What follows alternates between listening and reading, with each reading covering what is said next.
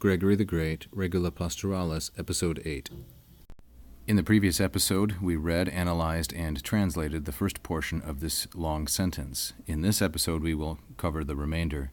Qui pandus magisterii tanto levius aestimant, quanto vim magnitudinus illius ignorant, ab ipso libri huius reprehendantur ex ordio, ut quia indocti ac praecipites doctrinae arcem tenere appetunt, a praecipitationis suae ausibus in ipsa locutionis nostrae Janua repellantur.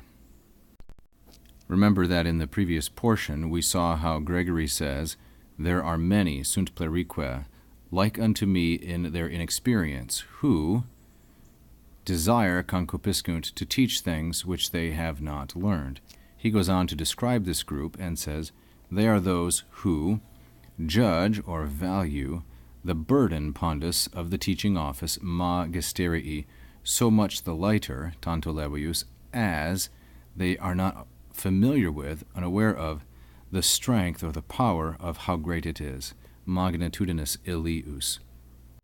Notice these correlatives. Tanto is an ablative, as is quanto. They are both neuter, singular, and ablative, and are used in a correlative fashion. They judge it by so much more the lighter, levius is a comparative adjective, by as much as they do not know the true weight of it, vim magnitudinus illius, and the antecedent of illius is magisterii. Ab ipso exordio, by the very introduction or exordium of this book of mine, libri huius. So ab ipso exordio, ipso and exordio are neuter, singular, and ablative. Exordium is a second declension neuter noun. So by the very introduction of this book, libri huius, let them be reprimanded, reprehendantur. This is the third plural, present subjunctive passive of the verb reprehendo, which is a third conjugation verb. The presence, therefore, of the a tells us that it is subjunctive. Let them be scolded or upbraided, reprimanded, just by the introduction of this work.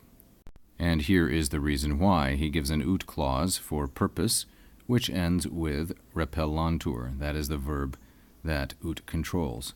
So that, because, or inasmuch as, they are unlearned, indocti, and they are praecipites, they are headstrong in their attempt, we might say, appetunt, they are headstrong in seeking to attain or hold on to the citadel archem of learning.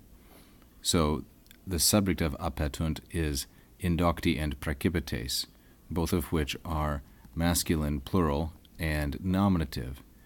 In order that, because they are unlearned and headstrong or hasty in seeking to latch on to tenere, the citadel of learning, this is a nice expression I find, doctrinae archem, trying to hold on to that, in order that they might be driven back, repellantur, the people who do this, they may be driven back from the daring attempts, the recklessness, we might say, for ausibus, of their headstrong nature, praecipitationis suae.